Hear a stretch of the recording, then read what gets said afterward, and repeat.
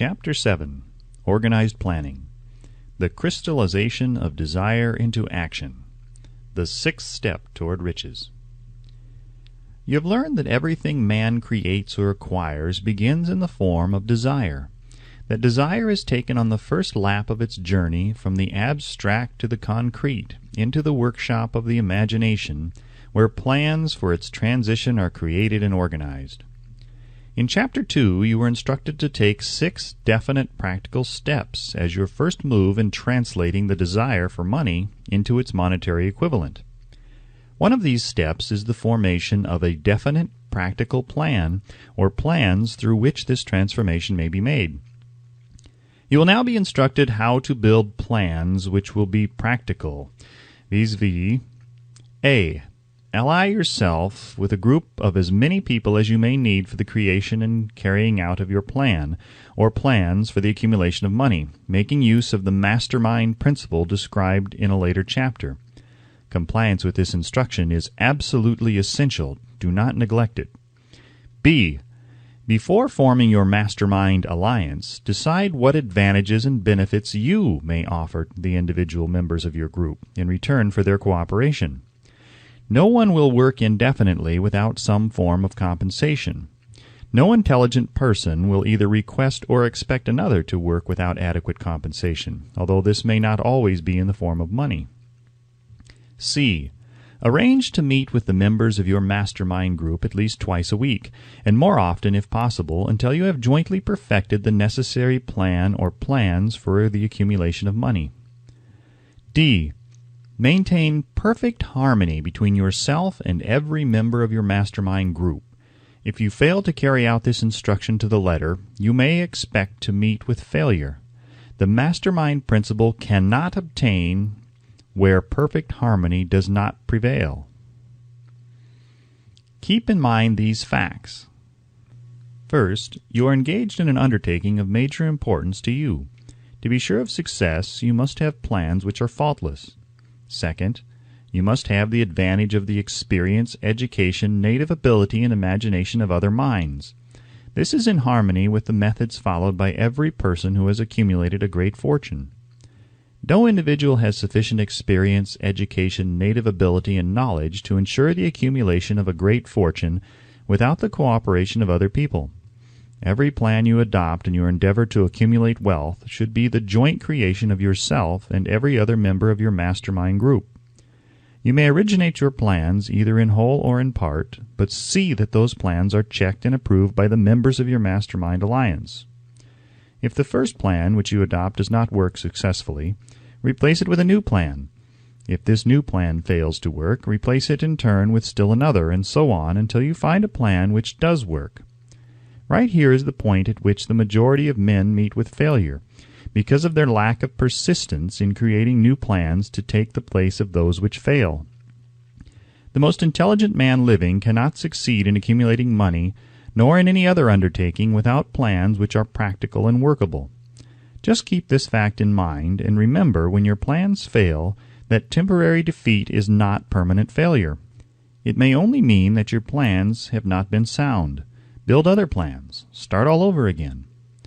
Thomas A. Edison failed 10,000 times before he perfected the incandescent electric light bulb. That is, he met with temporary defeat 10,000 times before his efforts were crowned with success. Temporary defeat should mean only one thing: the certain knowledge that there is something wrong with your plan. Millions of men go through life in misery and poverty because they lack a sound plan through which to accumulate a fortune. Henry Ford accumulated a fortune not because of his superior mind, but because he adopted and followed a plan which proved to be sound. 1,000 men could be pointed out, each with a better education than Ford's, yet each of whom lives in poverty because he does not possess the right plan for the accumulation of money. Your achievement can be no greater than your plans are sound. That may seem to be an axiomatic statement, but it is true. Samuel Insull lost his fortune of over $100 million. The Insull fortune was built on plans which were sound. The business depression forced Mr. Insull to change his plans, and the change brought temporary defeat. because his new plans were not sound. Mr. Insull is now an old man. He may consequently accept failure instead of temporary defeat. But if his experience turns out to be failure, it will be for the reason that he lacks the fire of persistence to rebuild his plans. No man is ever whipped until he quits in his own mind. This fact will be repeated many times because it is so easy to take the count at the first sign of defeat. James J. Hill met with temporary defeat when he first endeavored to raise the necessary capital to build a railroad from the east to the west, but he too turned defeat into victory through new plans. Mr. Ford met with temporary defeat, not only at the beginning of his automobile career, but after he had gone far toward the top. He created new plans and went marching on to financial victory. We see men who have accumulated great fortunes, but we often recognize only their triumph, overlooking the temporary defeats which they had to surmount before arriving. No follower of this philosophy can reasonably expect to accumulate a fortune without experiencing temporary defeat.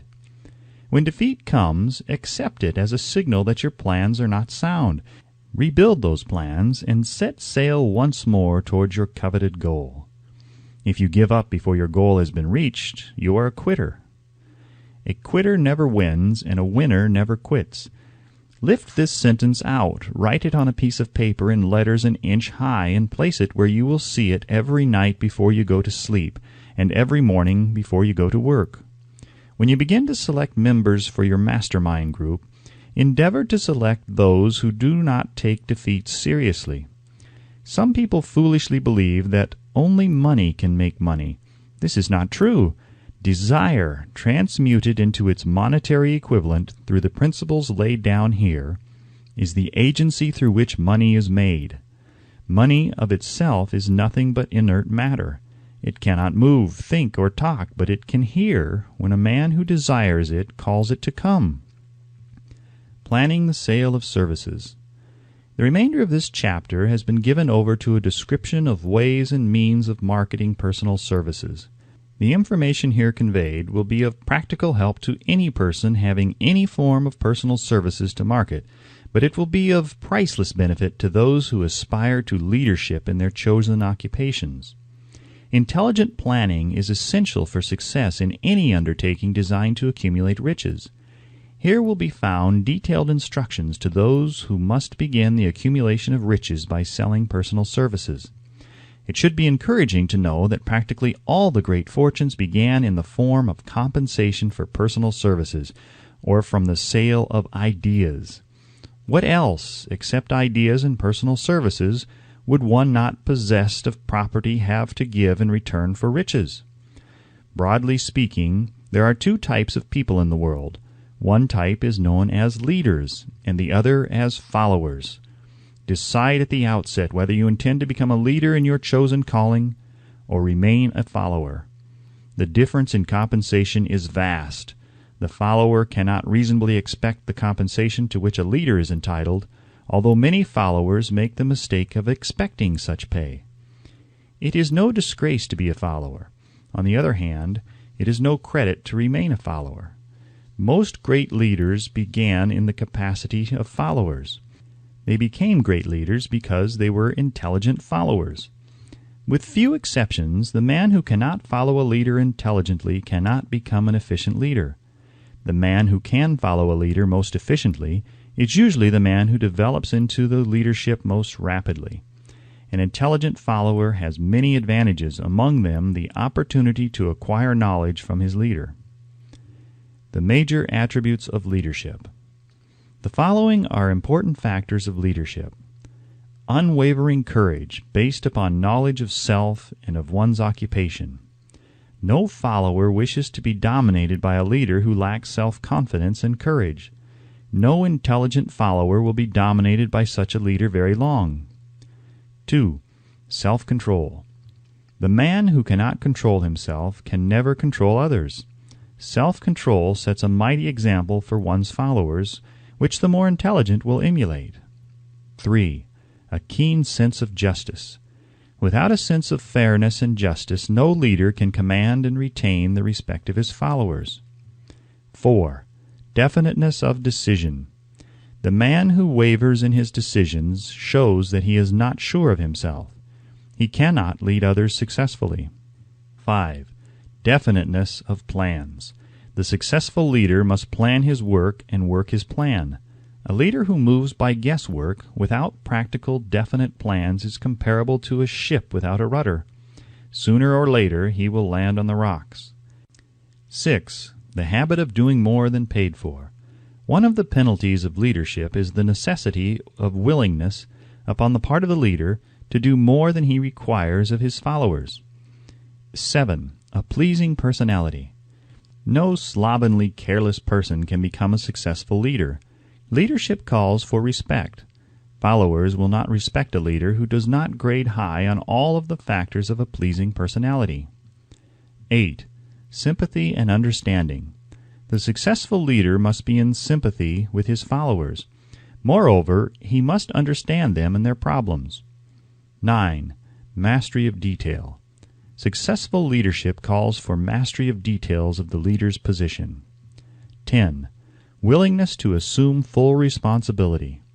The successful leader must be willing to assume responsibility for the mistakes and the shortcomings of his followers. If he tries to shift this responsibility, he will not remain the leader. If one of his followers makes a mistake and shows himself incompetent, the leader must consider that it is he who failed. 11. Cooperation. The successful leader must understand and apply the principle of cooperative effort and be able to induce his followers to do the same. Leadership calls for power, and power calls for cooperation. There are two forms of leadership. The first, and by far the most effective, is leadership by consent of and with the sympathy of the followers. The second is leadership by force, without the consent and sympathy of the followers. History is filled with evidence that leadership by force cannot endure.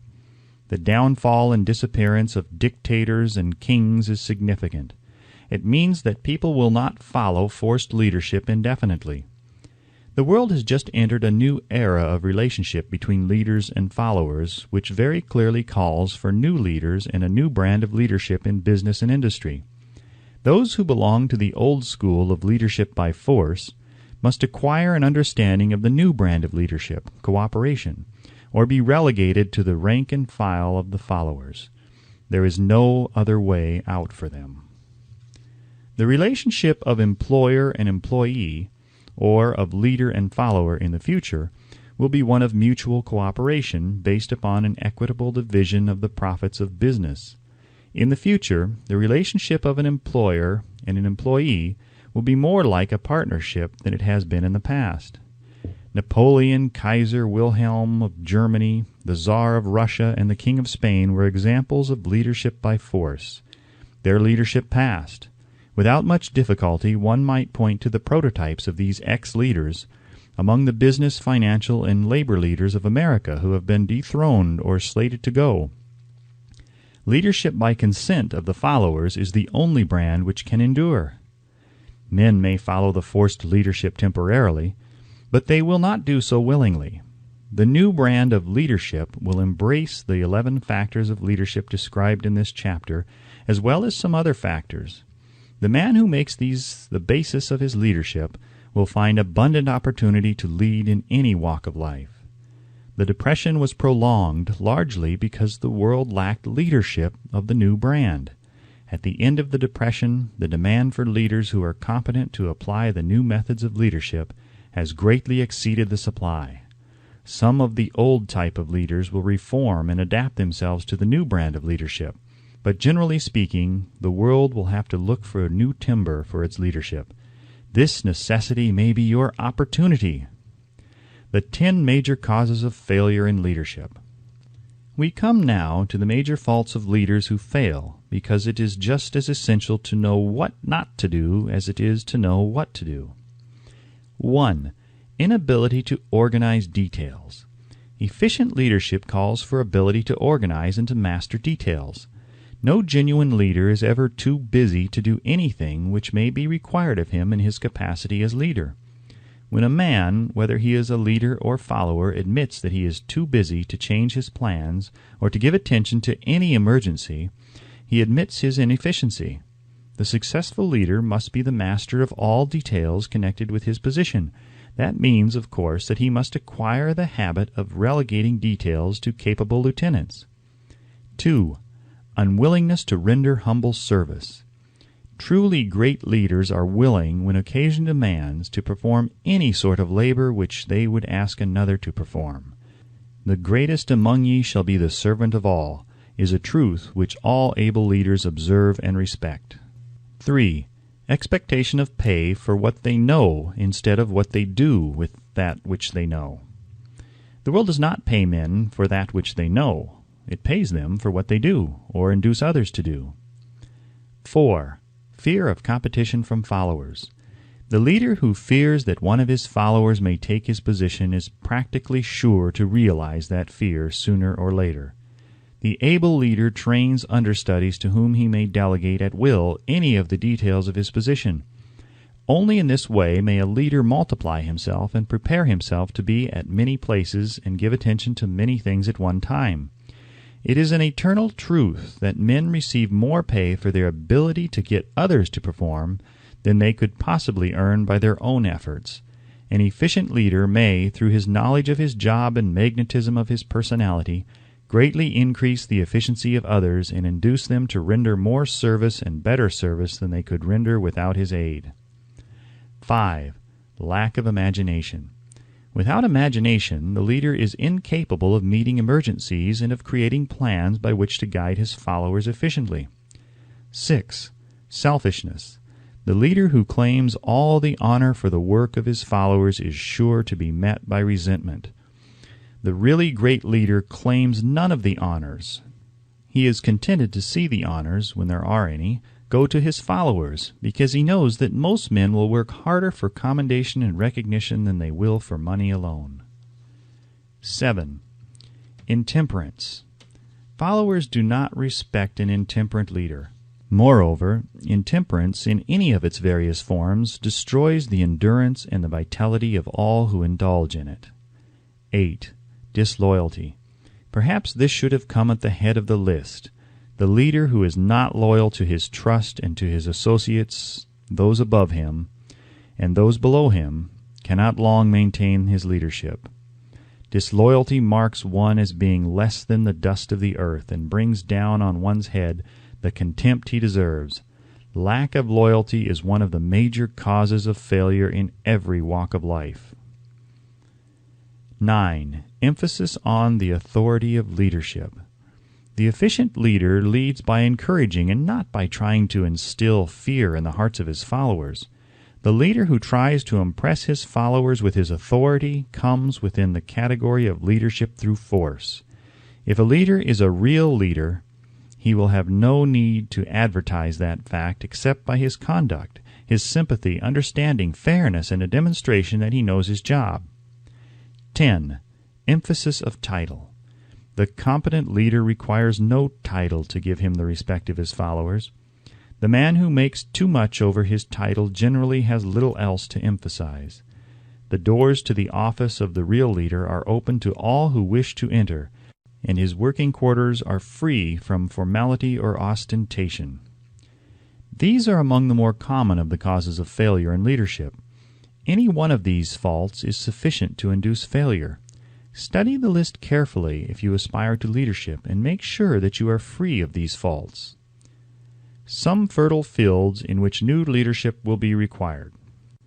Before leaving this chapter, your attention is called to a few of the fertile fields in which there has been a decline of leadership, and in which the new type of leader may find an abundance of opportunity. First, in the field of politics, there is a most insistent demand for new leaders, a demand which indicates nothing less than an emergency. The majority of politicians have, seemingly, become high-grade legalized racketeers. They have increased taxes and debauched the machinery of industry and business until the people can no longer stand the burden. Second, the banking business is undergoing a reform. The leaders in this field have almost entirely lost the confidence of the public. Already the bankers have sensed the need of reform, and they have begun it. Third, industry calls for new leaders. The old type of leaders thought and moved in terms of dividends instead of thinking and moving in terms of human equations. The future leader in industry, to endure, must regard himself as a quasi-public official whose duty it is to manage his trust in such a way that it will work hardship on no individual or group of individuals. Exploitation of working men is a thing of the past. Let the man who aspires to leadership in the field of business, industry, and labor remember this. Fourth, the religious leader of the future will be forced to give more attention to the temporal needs of his followers in the solution of their economic and personal problems of the present, and less attention to the dead past and the yet unborn future. Fifth, in the professions of law, medicine, and education, a new brand of leadership, and to some extent, new leaders will become a necessity. This is especially true in the field of education. The leader in that field must, in the future, find ways and means of teaching people how to apply the knowledge they receive in school. He must deal more with practice and less with theory. Sixth, new leaders will be required in the field of journalism. Newspapers of the future, to be conducted successfully, must be divorced from special privilege and relieved from the subsidy of advertising. They must cease to be organs of propaganda for the interests which patronize their advertising columns. The type of newspaper which publishes scandal and lewd pictures will eventually go the way of all forces which debauch the human mind. These are but a few of the fields in which opportunity for new leaders and a new brand of leadership are now available. The world is undergoing a rapid change. This means that the media through which the changes in human habits are promoted must be adapted to the changes. The media here described are the ones which, more than any others, determine the trend of civilization. When and how to apply for a position. The information described here is the net result of many years of experience during which thousands of men and women were helped to market their services effectively. It can therefore be relied upon as sound and practical. Media through which services may be marketed. Experience has proved that the following media offer the most direct and effective methods of bringing the buyer and seller of personal services together. 1. Employment bureaus. Care must be taken to select only reputable bureaus, the management of which can show adequate records of achievement of satisfactory results. There are comparatively few such bureaus. 2. Advertising in newspapers, trade journals, magazines, and radio.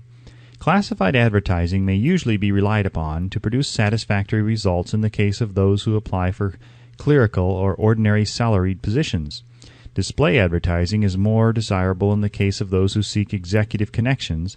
The copy to appear in the section of the paper which is most apt to come to the attention of the class of employer being sought.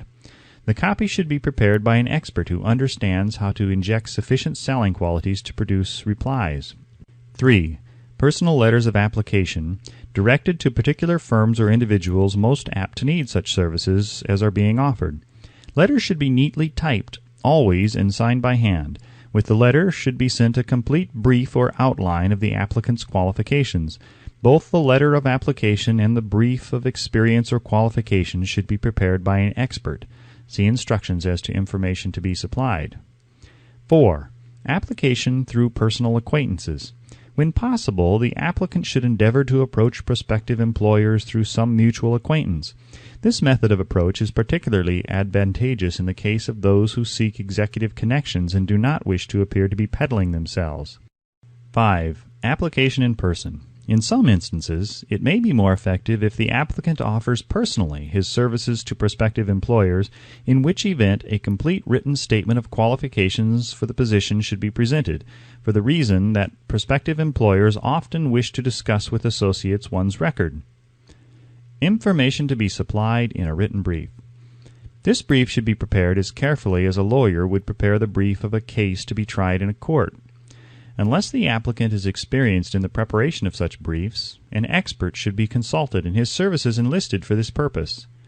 Successful merchants employ men and women who understand the art and psychology of advertising to present the merits of their merchandise. One who has personal services for sale should do the same. The following information should appear in the brief. 1. Education. State briefly but definitely what schooling you have had and in what subjects you specialized in school, giving the reasons for that specialization. 2. Experience. If you have had experience in connection with positions similar to the one you seek, describe it fully. State names and addresses of former employers. Be sure to bring out clearly any special experience you may have which would equip you to fill the position you seek. 3. References. Practically every business firm desires to know all about the previous records, antecedents, etc. of prospective employees who seek positions of responsibility. Attach to your brief photostatic copies of letters from A. Former employers, B. Teachers under whom you studied, C. Prominent people whose judgment may be relied upon. 4. Photograph of self. Attach to your brief a recent unmounted photograph of yourself. 5. Apply for a specific position. Avoid application for a position without describing exactly what particular position you seek. Never apply for just a position. That indicates you lack specialized qualifications. 6. State your qualifications for the particular position for which you apply. Give full details as to the reason you believe you are qualified for the particular position you seek. This is the application. It will determine more than anything else what consideration you receive. 7. Offer to go to work on probation. In the majority of instances, if you are determined to have the position for which you apply, it will be most effective if you offer to work for a week or a month or for a sufficient length of time to enable your prospective employer to judge your value without pay. This may appear to be a radical suggestion, but experience has proved that it seldom fails to win at least a trial. If you are sure of your qualifications, a trial is all you need. Incidentally, such an offer indicates that you have confidence in your ability to fill the position you seek. It is most convincing. If your offer is accepted and you make good, more than likely you will be paid for your probation period. Make clear the fact that your offer is based upon A. Your confidence in your ability to fill the position, B. Your confidence in your prospective employer's decision to employ you after trial, and C. Your determination to have the position you seek. 8. Knowledge of your prospective employer's business. Before applying for a position, do sufficient research in connection with the business to familiarize yourself thoroughly with that business and indicate in your brief the knowledge you have acquired in this field. This will be impressive, as it will indicate that you have imagination and a real interest in the position you seek. Remember that it is not the lawyer who knows the most law, but the one who best prepares his case who wins. If your case is properly prepared and presented, your victory will have been more than half won at the outset. Do not be afraid of making your brief too long. Employers are just as much interested in purchasing the services of well-qualified applicants as you are in securing employment. In fact, the success of most successful employees is due, in the main, to their ability to select well-qualified lieutenants. They want all the information available. Remember another thing. Neatness in the preparation of your brief will indicate that you are a painstaking person. I have helped to prepare briefs for clients which were so striking and out of the ordinary that they resulted in the employment of the applicant without a personal interview. When your brief has been completed, have it neatly bound by an experienced binder and lettered by an artist or printer similar to the following. Brief of the qualifications of Robert K. Smith, applying for the position of Private Secretary of the President of the Bank Company, Incorporated. Change names each time brief is shown. This personal touch is sure to command attention.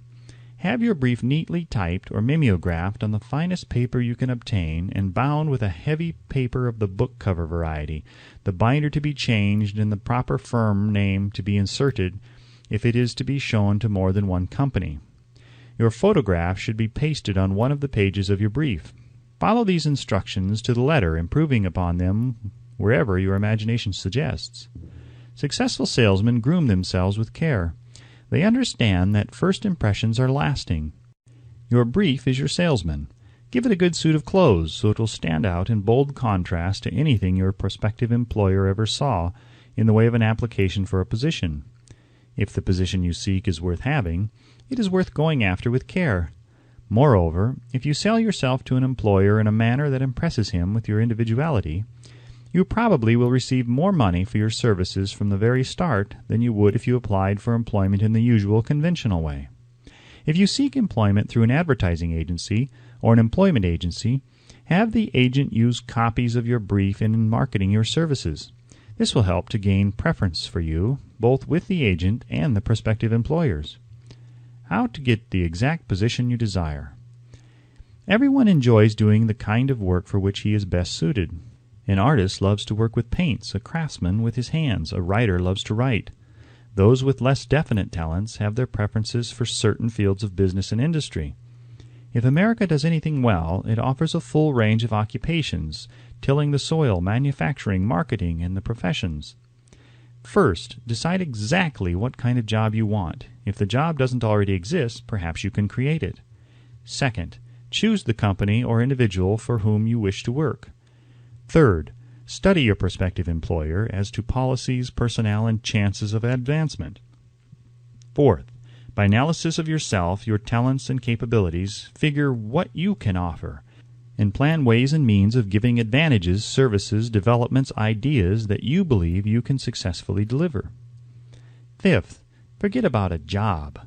Forget whether or not there is an opening. Forget the usual routine of, have you got a job for me? Concentrate on what you can give. Sixth, once you have your plan in mind, arrange with an experienced writer to put it on paper in neat form and in full detail. Seventh, present it to the proper person with authority, and he will do the rest. Every company is looking for men who can give something of value, whether it be ideas, services, or connections. Every company has room for the man who has a definite plan of action which is to the advantage of that company. This line of procedure may take a few days or weeks of extra time, but the difference in income, in advancement, and in gaining recognition will save years of hard work at small pay. It has many advantages, the main one being that it will often save from 1 to 5 years of time in reaching a chosen goal. Every person who starts or gets in halfway up the ladder does so by deliberate and careful planning, except, of course, the boss's son. The new way of marketing services. Jobs are now partnerships. Men and women who market their services to best advantage in the future must recognize the stupendous change which has taken place in connection with the relationship between employer and employee. In the future, the golden rule, and not the rule of gold, will be the dominating factor in the marketing of merchandise as well as personal services. The future relationship between employers and their employees will be more in the nature of partnership consisting of A. the employer, B. the employee, C. the public they serve. This new way of marketing personal services is called new for many reasons. First, both the employer and the employee of the future will be considered as fellow employees whose business it will be to serve the public efficiently. In times past, employers and employees have bartered among themselves, driving the best bargains they could with one another, not considering that in the final analysis they were, in reality, bargaining at the expense of the third party, the public they served. The Depression served as a mighty protest from an injured public, whose rights have been trampled upon in every direction by those who are clamoring for individual advantages and profits. When the debris of the Depression shall have cleared away, and business shall have been once again restored to balance, both employers and employees will recognize that they no longer are privileged to drive bargains at the expense of those whom they serve. The real employer of the future will be the public. This should be kept uppermost in the mind by every person seeking to market personal services effectively. Nearly every railroad in America is in financial difficulty. Who does not remember the day when if a citizen required at the ticket office the time of departure of a train, he was abruptly referred to the bulletin board instead of being politely given the information? The streetcar companies have experienced a change of times also. There was a time not so very long ago when streetcar conductors took pride in giving argument to passengers. Many of the streetcar tracks have been removed and passengers ride on a bus, whose driver is the last word in politeness. All over the country, streetcar tracks are rusting from abandonment, or have been taken up. Wherever streetcars are still in operation, passengers may now ride without argument, and one may even hail the car in the middle of the block, and the motorman will obligingly pick him up. How times have changed! That is just the point I am trying to emphasize. Times have changed. Moreover, the change is reflected not merely in railroad offices and on streetcars, but in other walks of life as well. The public be damned policy is now passé. It has been supplanted by the "we are obligingly at your service, sir" policy. The bankers have learned a thing or two during this rapid change which has taken place during the past few years. Impoliteness on the part of a bank official or bank employee today is as rare as it was conspicuous a dozen years ago. In the years past, some bankers, not all of them, of course, carried an atmosphere of austerity which gave every would-be borrower a chill when he even thought of approaching his banker for a loan. The thousands of bank failures during the Depression had the effect of removing the mahogany doors behind which bankers formerly barricaded themselves. They now sit at desks in the open where they may be seen and approached at will by any depositor or by anyone who wishes to see them, and the whole atmosphere of the bank is one of courtesy and understanding. It used to be customary for customers to have to stand and wait at the corner grocery until the clerks were through passing the time of day with friends, and the proprietor had finished making up his bank deposit before being waited upon. Chain stores managed by courteous men who do everything in the way of service short of shining the customer's shoes have pushed the old-time merchants into the background. Time marches on. Courtesy and service are the watchwords of merchandising today, and apply to the person who is marketing personal services even more directly than to the employer whom he serves. Because in the final analysis both the employer and his employee are employed by the public they serve. If they fail to serve well, they pay by the loss of their privilege of serving. We can all remember the time when the gas meter reader pounded on the door hard enough to break the panels. When the door was opened, he pushed his way in uninvited with a scowl on his face, which plainly said, "What the hell did you keep me waiting for?" All that has undergone a change. The meter man now conducts himself as a gentleman who is delighted to be at your service, sir. Before the gas companies learned that their scowling metermen were accumulating liabilities never to be cleared away, the polite salesman of oil burners came along and did a land office business. During the Depression, I spent several months in the anthracite coal region of Pennsylvania, studying conditions which all but destroyed the coal industry. Among several very significant discoveries was the fact that greed on the part of the operators and their employees was the chief cause of the loss of business for operators and the loss of jobs for the miners. Through the pressure of a group of overzealous labor leaders representing the employees and the greed for profits on the part of the operators, the anthracite business suddenly dwindled. The coal operators and their employees drove sharp bargains with one another, adding the cost of the bargaining to the price of the coal, until finally they discovered they had built up a wonderful business for the manufacturers of oil-burning outfits and the procurers of crude oil. The wages of sin is death. Many have read this in the Bible, but few have discovered its meaning. Now, and for several years, the entire world has been listening by force to a sermon which might well be called, "Whatsoever a man soweth, that shall he also reap." Nothing as widespread and effective as the Depression could possibly be just a coincidence. Behind the Depression was a cause. Nothing ever happens without a cause. In the main, the cause of the Depression is traceable directly to the worldwide habit of trying to reap without sowing. This should not be mistaken to mean that the Depression represents a crop, which the world is being forced to reap without having sown. The trouble is that the world sowed the wrong sort of seed. Any farmer knows he cannot sow the seed of thistles and reap a harvest of grain. Beginning at the outbreak of the World War, the people of the world began to sow the seed of service inadequate in both quality and quantity. Nearly everyone was engaging in the pastime of trying to get without giving.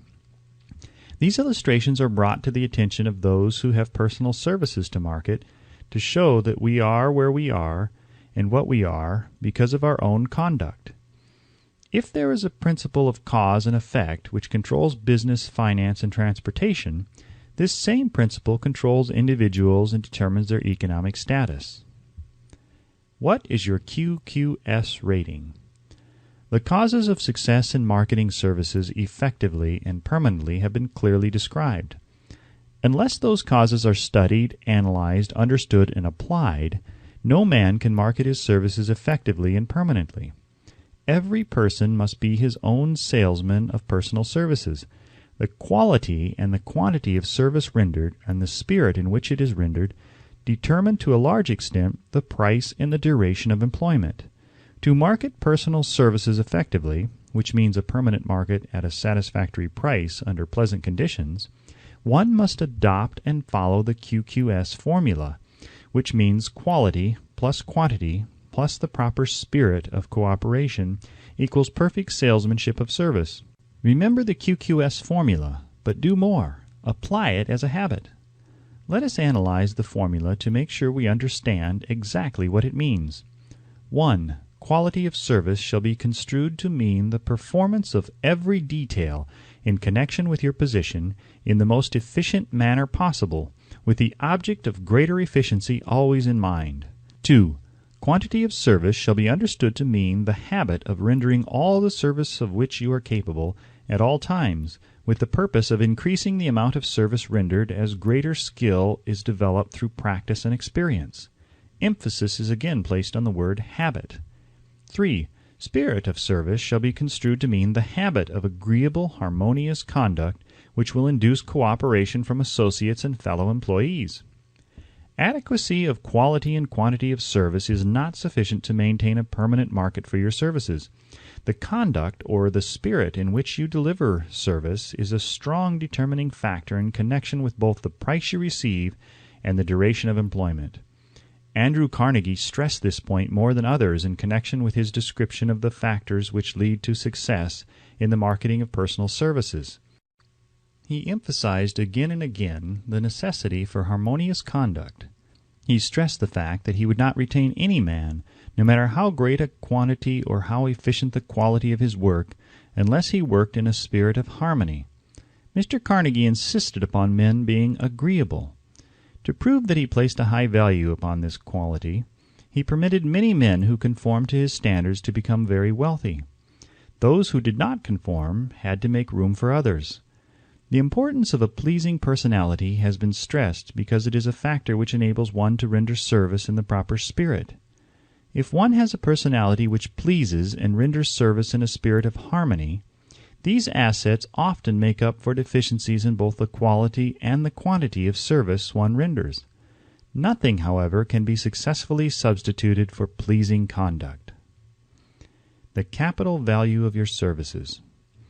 The person whose income is derived entirely from the sale of personal services is no less a merchant than the man who sells commodities, and it might well be added such a person is subject to exactly the same rules of conduct as the merchant who sells merchandise.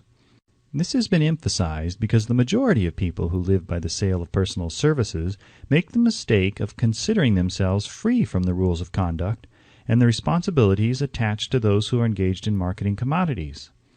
The new way of marketing services has practically forced both employer and employee into partnership alliances through which both take into consideration the rights of the third party, the public they serve.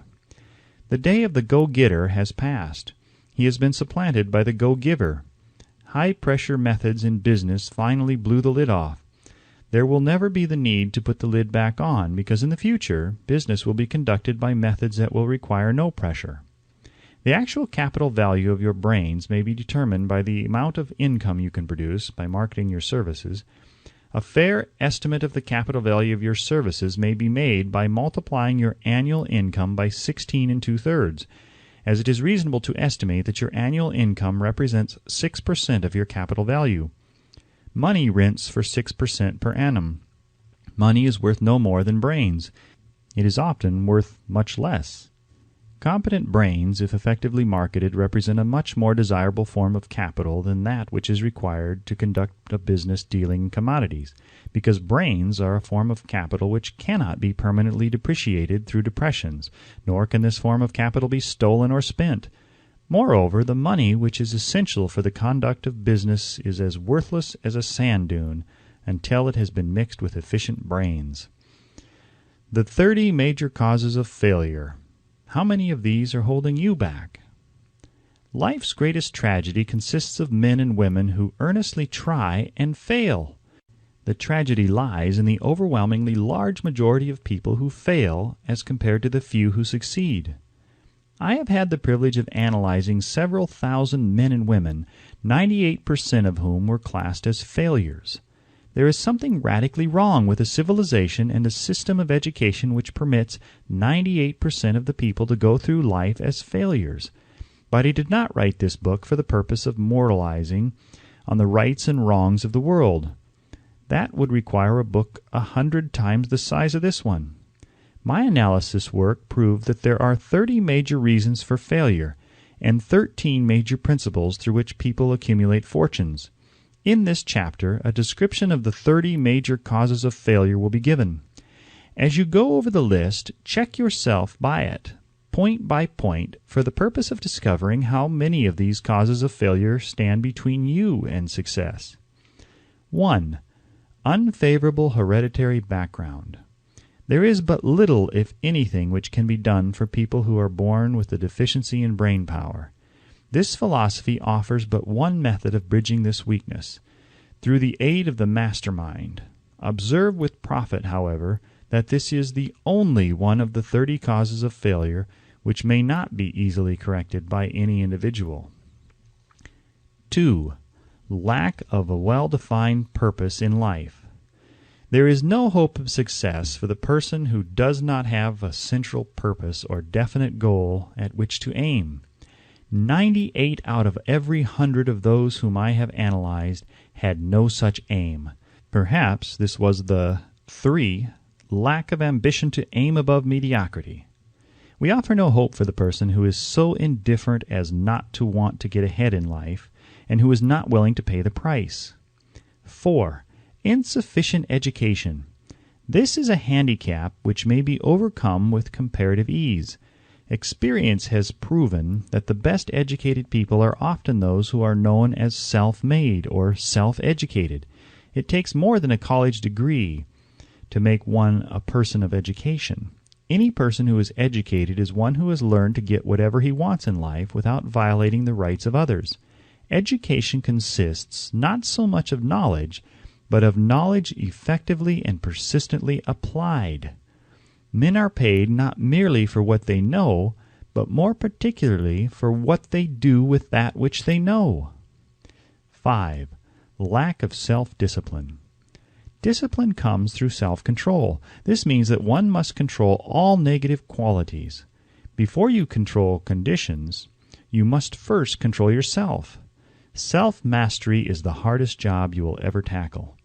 If you do not conquer self, you will be conquered by self. You may see at one and the same time both your best friend and your greatest enemy by stepping in front of a mirror. 6.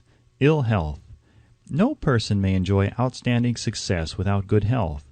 Many of the causes of ill health are subject to mastery and control. These, in the main, are A. Overeating of foods not conducive to health. B. Wrong habits of thought, giving expression to negatives. C. Wrong use of and overindulgence in sex. D. Lack of proper physical exercise. E. An inadequate supply of fresh air due to improper breathing. 7.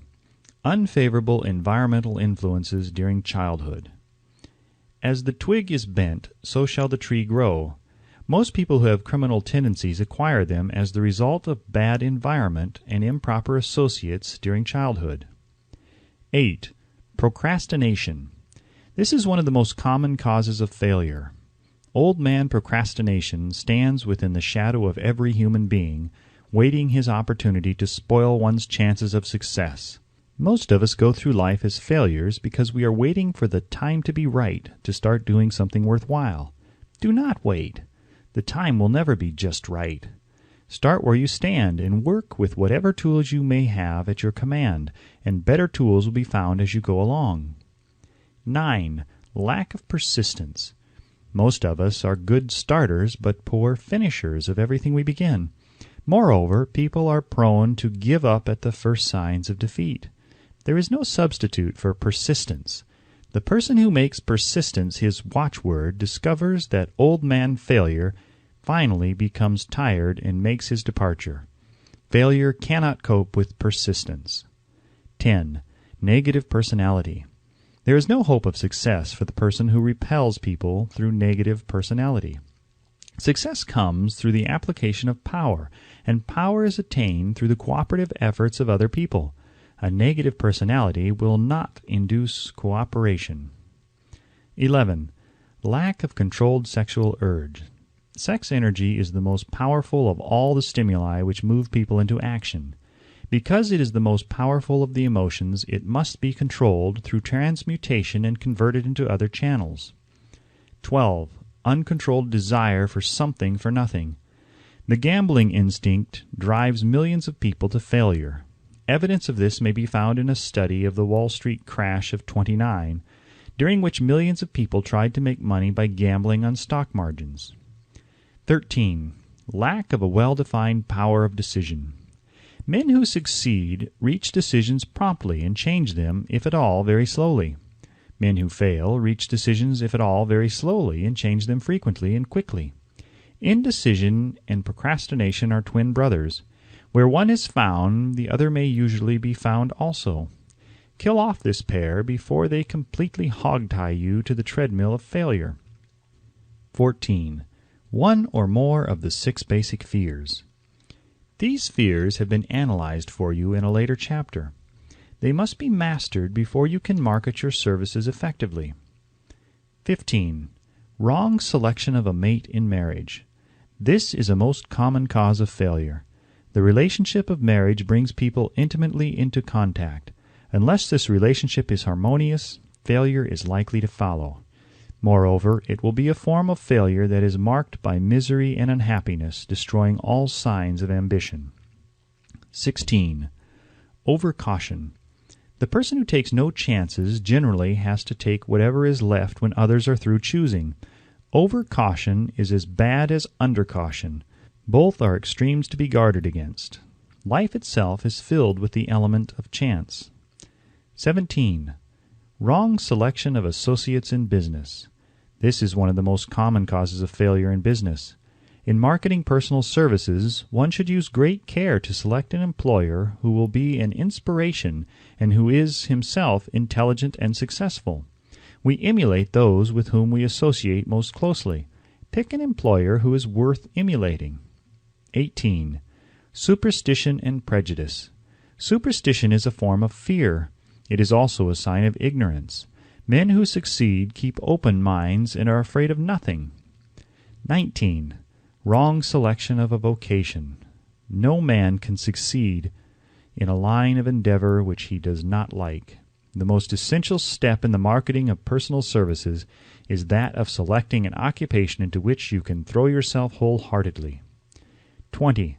Lack of concentration of effort. The jack of all trades seldom is good at any. Concentrate all your efforts on one definite chief aim. 21. The habit of indiscriminate spending. The spendthrift cannot succeed, mainly because he stands eternally in fear of poverty.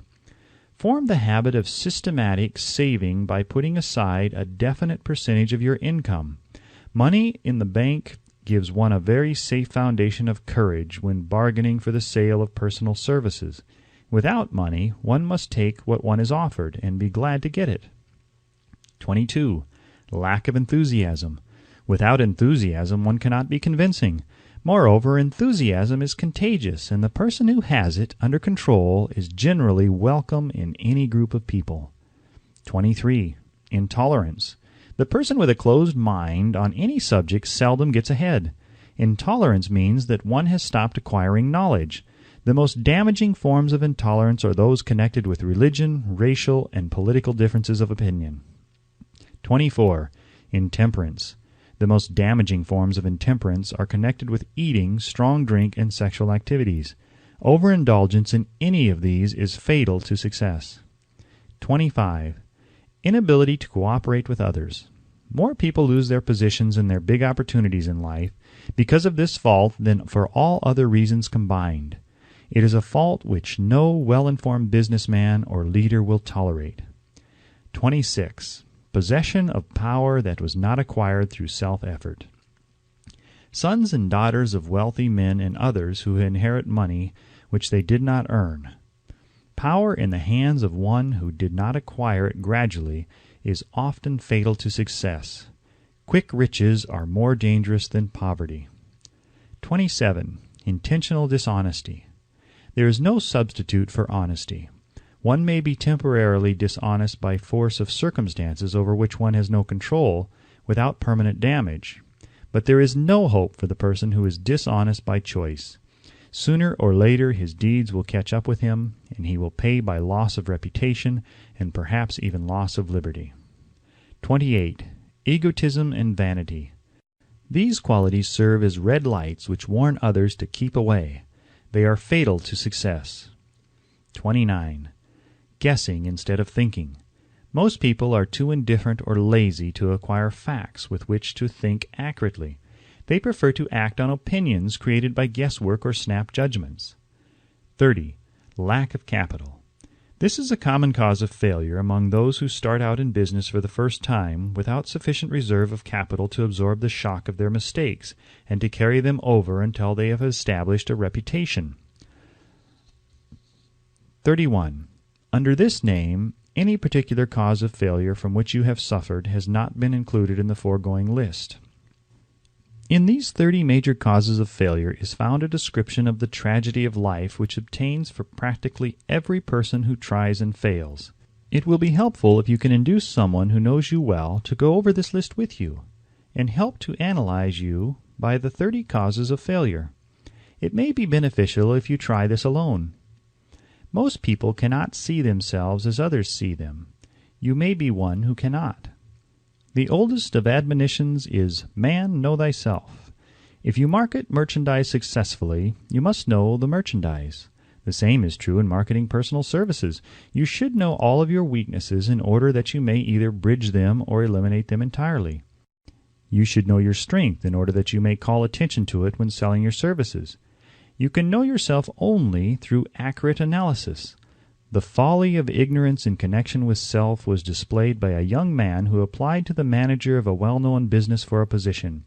He made a very good impression until the manager asked him what salary he expected. He replied that he had no fixed sum in mind, lack of a definite aim. The manager then said, "We will pay you all you are worth, after we try you out for a week." "I will not accept it," the applicant replied, "because I am getting more than that where I am now employed." Before you even start to negotiate for a readjustment of your salary in your present position, or to seek employment elsewhere, be sure that you are worth more than you now receive. It is one thing to want money. Everyone wants more. But it is something entirely different to be worth more. Many people mistake their wants for their just dues. Your financial requirements or wants have nothing whatever to do with your worth. Your value is established entirely by your ability to render useful service or your capacity to induce others to render such service. Take inventory of yourself. 28 questions you should answer. Annual self-analysis is as essential in the effective marketing of personal services as is annual inventory in merchandising. Moreover, the yearly analysis should disclose a decrease in faults and an increase in virtues. One goes ahead, stands still, or goes backward in life. One's object should be, of course, to go ahead. Annual self-analysis will disclose whether advancement has been made, and if so, how much. It will also disclose any backward steps one may have made. The effective marketing of personal services requires one to move forward, even if the progress is slow. Your annual self-analysis should be made at the end of each year, so you can include in your New Year's resolutions any improvements which the analysis indicates should be made. Take this inventory by asking yourself the following questions and by checking your answers with the aid of someone who will not permit you to deceive yourself as to their accuracy. Self-analysis questionnaire for personal inventory. 1. Have I attained the goal which I established as my objective for this year? You should work with a definite yearly objective to be attained as a part of your major life objective. 2. Have I delivered service of the best possible quality of which I am capable, or could I have improved any part of this service? 3. Have I delivered service in the greatest possible quantity of which I am capable? 4. Has the spirit of my conduct been harmonious and cooperative at all times? 5. Have I permitted the habit of procrastination to decrease my efficiency, and if so, to what extent? 6. Have I improved my personality, and if so, in what ways? 7. Have I been persistent in following my plans through to completion? 8. Have I reached decisions promptly and definitely on all occasions? 9. Have I permitted any one or more of the 6 basic fears to decrease my efficiency? 10. Have I been either overcautious or undercautious? 11. Has my relationship with my associates in work been pleasant or unpleasant? If it has been unpleasant, has the fault been partly or wholly mine? 12. Have I dissipated any of my energy through lack of concentration of effort? 13. Have I been open-minded and tolerant in connection with all subjects? 14. In what way have I improved my ability to render service? 15. Have I been intemperate in any of my habits? 16. Have I expressed either openly or secretly any form of egotism? 17. Has my conduct toward my associates been such that it has induced them to respect me? 18. Have my opinions and decisions been based upon guesswork or accuracy of analysis and thought? 19. Have I followed the habit of budgeting my time, my expenses, and my income, and have I been conservative in these budgets? 20. How much time have I devoted to unprofitable effort which I might have used to better advantage? 21.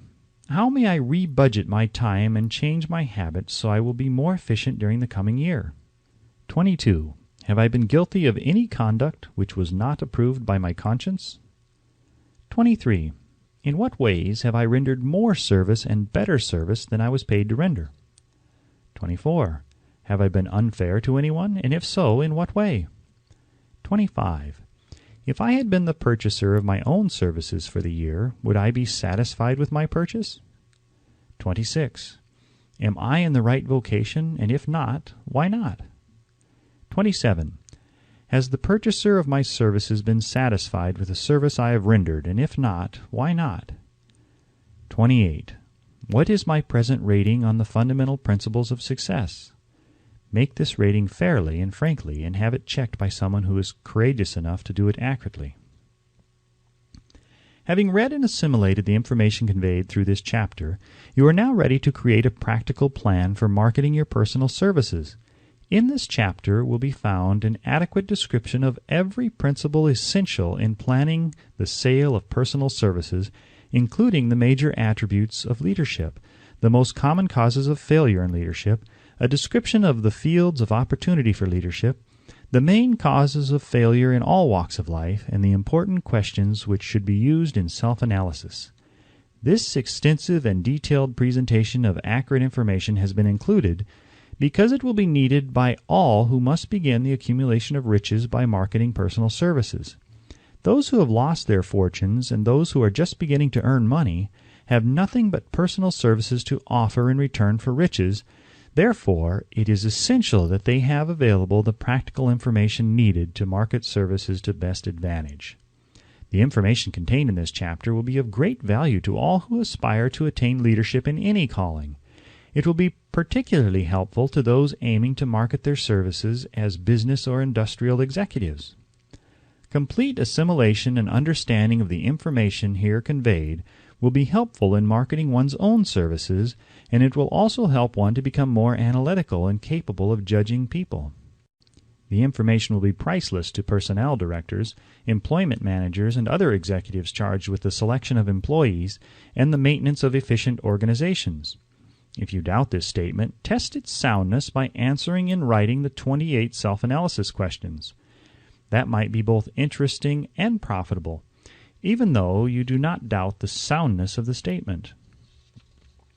Where and how one may find opportunities to accumulate riches. Now that we have analyzed the principles by which riches may be accumulated, we naturally ask, where may one find favorable opportunities to apply these principles? Very well, let us take inventory and see what the United States of America offer the person seeking riches, great or small. To begin with, let us remember, all of us, that we live in a country where every law-abiding citizen enjoys freedom of thought and freedom of deed unequaled anywhere in the world. Most of us have never taken inventory of the advantages of this freedom. We have never compared our unlimited freedom with the curtailed freedom in other countries. Here we have freedom of thought, freedom in the choice and enjoyment of education, freedom in religion, freedom in politics, freedom in the choice of a business, profession, or occupation, freedom to accumulate and own without molestation, all the property we can accumulate, freedom to choose our place of residence, freedom in marriage, freedom through equal opportunity to all races, freedom of travel from one state to another, freedom in our choice of foods, and freedom to aim for any station in life for which we have prepared ourselves, even for the presidency of the United States. We have other forms of freedom, but this list will give a bird's-eye view of the most important, which constitute opportunity of the highest order. This advantage of freedom is all the more conspicuous because the United States is the only country guaranteeing to every citizen, whether native-born or naturalized, so broad and varied a list of freedom. Next, let us recount some of the blessings which our widespread freedom has placed within our hands. Take the average American family, for example, meaning the family of average income, and sum up the benefits available to every member of the family in this land of opportunity and plenty. A. Food. Next to freedom of thought and deed comes food, clothing, and shelter, the three basic necessities of life. Because of our universal freedom, the average American family has available at its very door the choicest selection of food to be found anywhere in the world and at prices within its financial range. B. Shelter. And C. Clothing. Only the three basic necessities of food, clothing, and shelter have been mentioned. The average American citizen has other privileges and advantages available in return for modest effort, not exceeding 8 hours per day of labor. Among these is the privilege of automobile transportation, with which one can go and come at will at a very small cost. He can place his surplus money in a bank with the assurance that his government will protect it and make good to him if the bank fails. If an American citizen wants to travel from one state to another, he needs no passport, no one's permission. He may go when he pleases and return at will. Moreover, he may travel by train, private automobile, bus, airplane, or ship, as his pocketbook permits. In Germany, Russia, Italy, and most of the other European and Oriental countries, the people cannot travel with so much freedom and at so little cost. The miracle that has provided these blessings. We often hear politicians proclaiming the freedom of America when they solicit votes, but seldom do they take the time or devote sufficient effort to the analysis of the source or nature of this freedom. Having no axe to grind, no grudge to express, no ulterior motives to be carried out, I have the privilege of going into a frank analysis of that mysterious, abstract, greatly misunderstood something which gives to every citizen of America more blessings, more opportunities to accumulate wealth, more freedom of every nature than may be found in any other country. I have the right to analyze the source and nature of this unseen power because I know and have known for more than a quarter of a century many of the men who organized that power and many who are now responsible for its maintenance. The name of this mysterious benefactor of mankind is capital. Capital consists not alone of money, but more particularly of highly organized, intelligent groups of men who plan ways and means of using money efficiently for the good of the public and profitably to themselves. These groups consist of scientists, educators, chemists, inventors, business analysts, publicity men, transportation experts, accountants, lawyers, doctors, and both men and women who have highly specialized knowledge in all fields of industry and business. They pioneer, experiment, and blaze trails in new fields of endeavor. They support colleges, hospitals, public schools, build good roads, publish newspapers, pay most of the cost of government, and take care of the multitudinous detail essential to human progress. Stated briefly, the capitalists are the brains of civilization, because they supply the entire fabric of which all education, enlightenment, and human progress consists. Money without brains always is dangerous. Properly used, it is the most important essential of civilization. The simple breakfasts here described could not have been delivered to the New York City family at a dime each or at any other price if organized capital had not provided the machinery, the ships, the railroads, and the huge armies of trained men to operate them. Some slight idea of the importance of organized capital may be had by trying to imagine yourself burdened with the responsibility of collecting, without the aid of capital, and delivering to the New York City family the simple breakfast described. To supply the tea, you would have to make a trip to China or India, both a very long way from America. Unless you are an excellent swimmer, you would become rather tired before making the round trip. Then, too, another problem would confront you. What would you use for money, even if you had the physical endurance to swim the ocean? To supply the sugar, you would have to take another long swim to Cuba or a long walk to the sugar-beet section of Utah. But even then, you might come back without the sugar because organized effort and money are necessary to produce sugar, to say nothing of what is required to refine, transport, and deliver it to the breakfast table anywhere in the United States. Easily enough from the barnyards near New York City, but you would have a very long walk to Florida and return before you could serve the 2 glasses of grapefruit juice. You would have another long walk to Kansas or one of the other wheat-growing states when you went after the 4 slices of wheat bread. The rippled wheat biscuits would have to be omitted from the menu because they would not be available except through the labor of a trained organization of men and suitable machinery, all of which calls for capital. While resting, you could take off for another little swim down to South America, where you would pick up a couple of bananas, and on your return you could take a short walk to the nearest farm having a dairy and pick up some butter and cream. Then your New York City family would be ready to sit down and enjoy breakfast, and you could collect your 2 dimes for your labor. Seems absurd, doesn't it? Well, the procedure described would be the only possible way these simple items of food could be delivered to the heart of New York City if we had no capitalistic system. The sum of money required for the building and maintenance of the railroads and steamships used in the delivery of that simple breakfast is so huge that it staggers one's imagination. It runs into hundreds of millions of dollars, not to mention the armies of trained employees required to man the ships and trains. But transportation is only a part of the requirements of modern civilization in capitalistic America. Before there can be anything to haul, something must be grown from the ground or manufactured and prepared for market. This calls for more millions of dollars for equipment, machinery, boxing, marketing, and for the wages of the millions of men and women. Steamships and railroads do not spring up from the earth and function automatically. They come in response to the call of civilization, through the labor and ingenuity and organizing ability of men who have the imagination, faith, enthusiasm, decision, persistence. These men are known as capitalists. They are motivated by the desire to build, construct, achieve, render useful service, earn profits, and accumulate riches. And because they render service without which there would be no civilization, they put themselves in the way of great riches.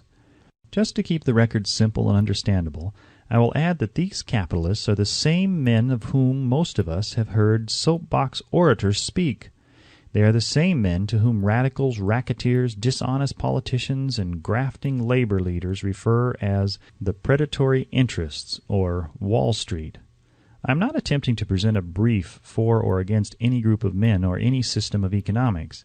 I am not attempting to condemn collective bargaining when I refer to grafting labor leaders. Nor do I aim to give a clean bill of health to all individuals known as capitalists. The purpose of this book, a purpose to which I have faithfully devoted over a quarter of a century, is to present to all who want the knowledge the most dependable philosophy through which individuals may accumulate riches in whatever amounts they desire. I have here analyzed the economic advantages of the capitalistic system for the twofold purpose of showing, 1, that all who seek riches must recognize and adapt themselves to the system that controls all approaches to fortunes, large or small, and 2, to present the side of the picture opposite to that being shown by politicians and demagogues who deliberately becloud the issues they bring up by referring to organized capital as if it were something poisonous. This is a capitalistic country. It was developed through the use of capital, and we who claim the right to partake of the blessings of freedom and opportunity, we who seek to accumulate riches here, may as well know that neither riches nor opportunity would be available to us if organized capital had not provided these benefits. For more than 20 years it has been a somewhat popular and growing pastime for radicals, self-seeking politicians, racketeers, crooked labor leaders, and on occasion religious leaders to take potshots at Wall Street, the money changers, and big business. The practice became so general that we witnessed during the business depression the unbelievable sight of high government officials lining up with the cheap politicians and labor leaders with the openly avowed purpose of throttling the system which has made industrial America the richest country on earth. The lineup was so general and so well organized that it prolonged the worst depression America has ever known. It cost millions of men their jobs because those jobs were inseparably a part of the industrial and capitalistic system which form the very backbone of the nation. During this unusual alliance of government officials and self-seeking individuals who were endeavoring to profit by declaring open season on the American system of industry, a certain type of labor leader joined forces with the politicians and offered to deliver voters in return for legislation designed to permit men to take riches away from industry by organized force of numbers instead of the better method of giving a fair day's work for a fair day's pay. Millions of men and women throughout the nation are still engaged in this popular pastime of trying to get without giving. Some of them are lined up with labor unions where they demand shorter hours and more pay. Others do not take the trouble to work at all. They demand government relief and are getting it. Their idea of their rights of freedom was demonstrated in New York City, where violent complaint was registered with the postmaster by a group of relief beneficiaries because the postmen awakened them at 7:30 a.m. to deliver government relief checks. They demanded that the time of delivery be set up to 10 o'clock. If you are one of those who believe that riches can be accumulated by the mere act of men who organize themselves into groups and demand more pay for less service, if you are one of those who demand government relief without early morning disturbance when money is delivered to you, if you are one of those who believe in trading their votes to politicians in return for the passing of laws which permit the raiding of the public treasury, you may rest securely on your belief with certain knowledge that no one will disturb you, because this is a free country where every man may think as he pleases, where nearly everybody can live with but little effort, where many men live well without doing any work whatsoever. However, you should know the full truth concerning this freedom of which so many people boast and so few understand. As great as it is, as far as it reaches as many privileges as it provides, it does not and cannot bring riches without effort. There is but one dependable method of accumulating and legally holding riches, and that is by rendering useful service. No system has ever been created by which men can legally acquire riches through mere force of numbers, or without giving in return an equivalent value of one form or another. There is a principle known as the law of economics. This is more than a theory. It is a law no man can beat. Mark well the name of the principle and remember it, because it is far more powerful than all the politicians and political machines. It is above and beyond the control of all the labor unions. It cannot be swayed nor influenced nor bribed by racketeers or self-appointed leaders in any calling. Moreover, it has an all-seeing eye and a perfect system of bookkeeping, in which it keeps an accurate account of the transactions of every human being engaged in the business of trying to get without giving. Sooner or later its auditors come around, looking over the records of individuals both great and small, and demand an accounting. Wall Street, big business, capital, predatory interests, or whatever name you choose to give the system which has given us American freedom, represents a group of men who understand, respect, and adapt themselves to this powerful law of economics. Their financial continuation depends upon their respecting the law. Most people living in America like this country, its capitalistic system and all. I must confess I know of no better country where one may find greater opportunities to accumulate riches. Judging by their acts and deeds, there are some in this country who do not like it. That, of course, is their privilege. If they do not like this country, its capitalistic system, its boundless opportunities, they have the privilege of clearing out. Always there are other countries, such as Germany, Russia, In Italy, where one may try one's hand at enjoying freedom and accumulating riches, providing one is not too particular, America provides all the freedom and all the opportunity to accumulate riches that any honest person may require. When one goes hunting for game, one selects hunting grounds where game is plentiful. When seeking riches, the same rule would naturally obtain. If it is riches you are seeking, do not overlook the possibilities of a country whose citizens are so rich that women alone spend over $200 million annually for lipsticks, rouge, and cosmetics. Think twice, you who are seeking riches, before trying to destroy the capitalistic system of a country whose citizens spend over $50 million a year for greeting cards, with which to express their appreciation of their freedom. If it is money you are seeking, consider carefully a country that spends hundreds of millions of dollars annually for cigarettes, the bulk of the income from which goes to only 4 major companies engaged in supplying this national builder of nonchalance and quiet nerves. By all means, give plenty of consideration to a country whose people spend annually more than $15 million for the privilege of seeing moving pictures, and toss in a few additional millions for liquor, narcotics, and other less potent soft drinks and giggle waters. Do not be in too big a hurry to get away from a country whose people willingly, even eagerly, hand over millions of dollars annually for football, baseball, and prize fights. And by all means, stick by a country whose inhabitants give up more than $1 million a year for chewing gum and another $1 million for safety razor blades. Remember also that this is but the beginning of the available sources for the accumulation of wealth.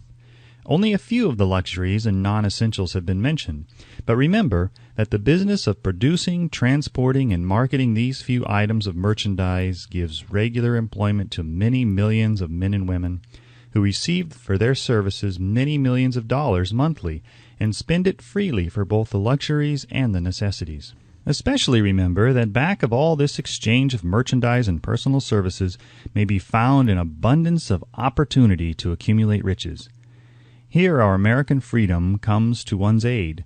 There is nothing to stop you or anyone from engaging in any portion of the effort necessary to carry on these businesses. If one has superior talent, training, and experience, one may accumulate riches in large amounts. Those not so fortunate may accumulate smaller amounts. Anyone may earn a living in return for a very nominal amount of labor. So there you are. Opportunity has spread its wares before you. Step up to the front, select what you want, create your plan, put the plan into action, and follow through with persistence. Capitalistic America will do the rest. You can depend on this much. Capitalistic America ensures every person the opportunity to render useful service and to collect riches in proportion to the value of the service. The system denies no one this right, but it does not and cannot promise something for nothing, because the system itself is irrevocably controlled by the law of economics, which neither recognizes nor tolerates for long getting without giving. The law of economics was passed by nature. There is no Supreme Court to which visitors of this law may appeal. The law hands out both penalties for its violation and appropriate rewards for its observance, without interference or the possibility of interference by any human being. The law cannot be repealed. It is as fixed as the stars in the heavens and subject to and part of the same system that controls the stars. May one refuse to adapt oneself to the law of economics? Certainly. This is a free country where all men are born with equal rights, including the privilege of ignoring the law of economics. What happens then? Well, nothing happens until large numbers of men join forces for the avowed purpose of ignoring the law and taking what they want by force. Then comes the dictator with well-organized firing squads and machine guns. We have not yet reached that stage in America, but we have heard all we want to know about how the system works. Perhaps we shall be fortunate enough not to demand personal knowledge of so gruesome a reality. Doubtless we shall prefer to continue with our freedom of speech, freedom of deed, and freedom to render useful service in return for riches. The practice by government officials of extending to men and women the privilege of raiding the public treasury in return for votes sometimes results in election. But as night follows day, the final payoff comes, when every penny wrongfully used must be repaid with compound interest on compound interest. If those who make the grab are not forced to repay, the burden falls on their children and their children's children. Even unto the third and fourth generations, there is no way to avoid the debt. Men can, and sometimes do, form themselves into groups for the purpose of crowding wages up and working hours down. There is a point beyond which they cannot go. It is the point at which the law of economics steps in, and the sheriff gets both the employer and the employees. For 6 years, from 1929 to 1935, the people of America, both rich and poor, barely missed seeing the old man economics hand over to the sheriff all the businesses and industries and banks. It was not a pretty sight. It did not increase our respect for mob psychology, through which men cast reason to the winds and start trying to get without giving. We who went through those 6 discouraging years, when fear was in the saddle and faith was on the ground, cannot forget how ruthlessly the law of economics exacted its toll from both rich and poor, weak and strong, old and young. We shall not wish to go through another such experience. These observations are not founded upon short-time experience. They are the result of 25 years of careful analysis of the methods of both the most successful and the most unsuccessful men America has known.